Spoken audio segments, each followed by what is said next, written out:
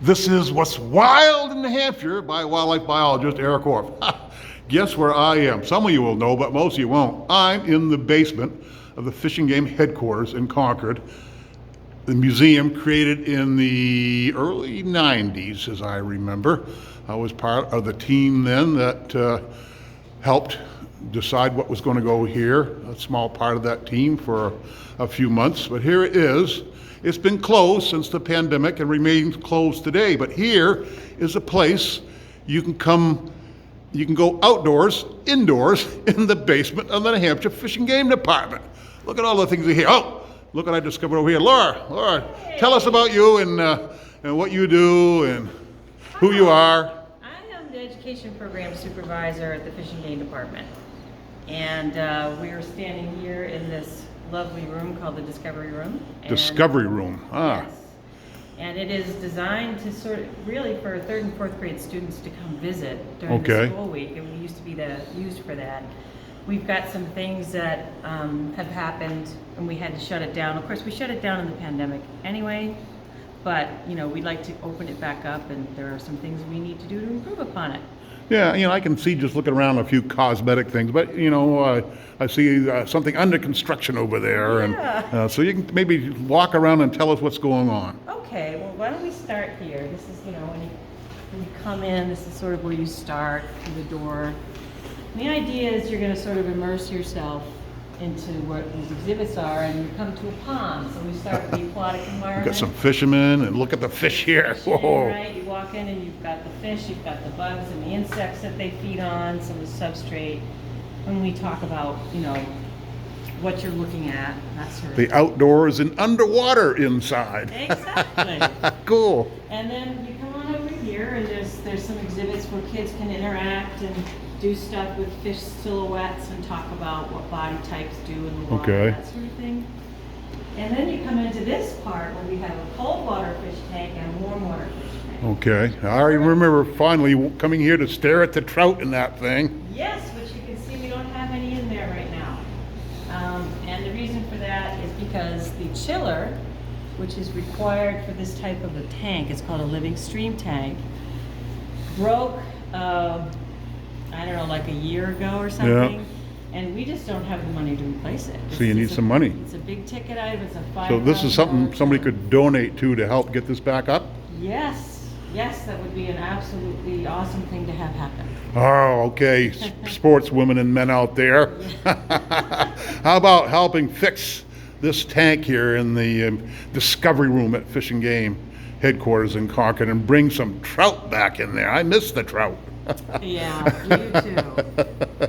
Warm water over here. Yeah, we have the warm water tank. It is operating, but because the room has been closed for a while, I don't know if we have much in there. Yeah, I don't see any fish when I stared a minute ago. Yeah, but normally these two things are up and running and people can really see the difference between a pond and a stream. Okay.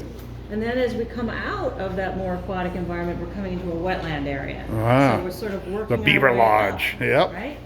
You have a beaver lodge and some ducks, and you can kind of see there's an underwater. Spotted turtle. Wow. Yep, and a great blue heron in the Yep. nest, a kingfisher up there, osprey. So you have also A variety and diversity of things. Oh my goodness, look at that. ways for kids Check to out the interact. Beaver Dam, huh? Yeah. Things to discover in there, no doubt.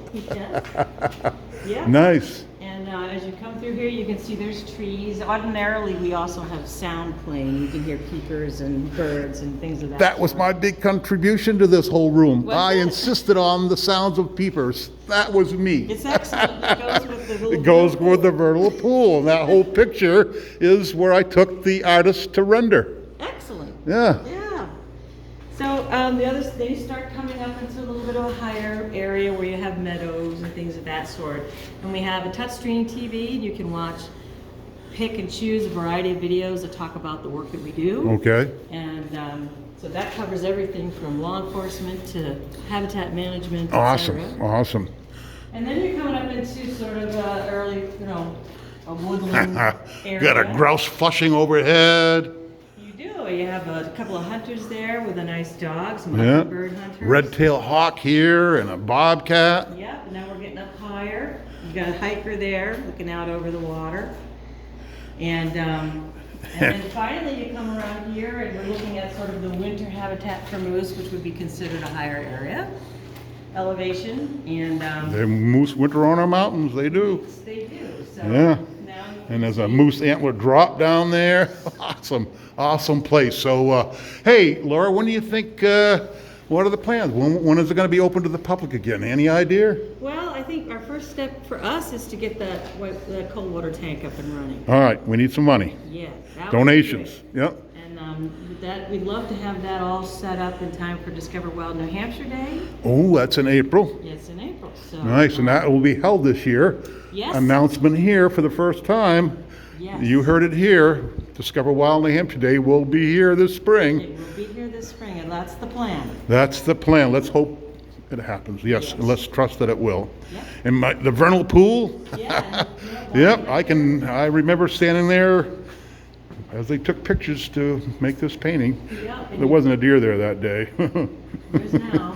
But all the other things were in there. The fairy shrimp and all the other things were dancing about that pool Yeah. when they took this picture. I remember that day. Yeah, so this is, Nice. that kind of takes you through all these different habitats, and there's a variety of games and things you can interact with in here. So it's open during the week. If we have an event here, like Discover Wild New Hampshire Day, it's open. People can Right. come through. Yeah.